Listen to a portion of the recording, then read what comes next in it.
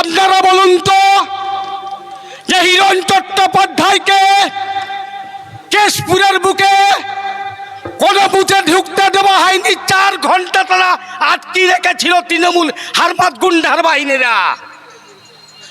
আমাদের মন্ডল সভাপতি ভগবানপুরে বাজারে সভা করতে যেয়ে তাকে মারধর করা হয়েছিল, চেয়ার টেবিল ভাঙা হয়েছিল। আজকে মমতা ব্যানার্জি গোলগ্রামে জনসভা করতে যেয়ে তিনি বলেছিল 11 সালের পরে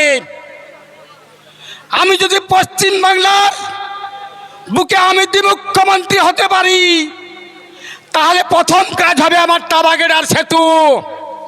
তাহলে বলুন তো, আজকে মমতা ব্যানার্জি কি করছে?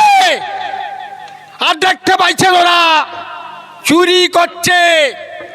আজকে বলুন তো, মমতা ব্যানার্জি, মমতা বেগম বলবো না মমতা ব্যানার্জি বলবো, দুর্গা পূজার মণ্ডপে ফেতা কাটতে যেয়ে বরখা পরে ফেতা কেটেছে। বলুন, সিপিএম দাদা ভাইরা দিনের বেলা সিপিএম, রাত্রেবেলা তৃণমূল গোপন আঘাত, বিজেপির ভোট কাটার জন্য সিপিএম আশেপাশে ঘুরছে, এনাল কেনালে ঘুরছে। আজকের মিটিংয়ে তৃণমূল অনেক চেষ্টা করেছিল এই যে আমরা এখানে জনসভা করব, যাতে জনসভা না করতে পারি। সবাই চাষিদিকে ধমকেছিল।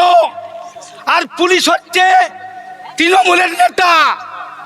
আমি বলবো আপনাদেরকে সজাগ হয়ে সঠিক দৃষ্টিভঙ্গি দিয়ে এই বিজেপিকে পশ্চিমবাংলায় মুখ্যমন্ত্রী আনার জন্যে, মা বোনেরা, আজকে আপনার মেয়েরা কলেজ যাচ্ছে কিন্তু বাড়ি ফিরতে পারবেনি।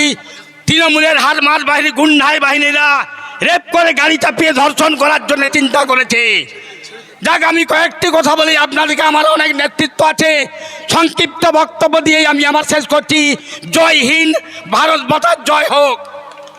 ধন্যবাদ।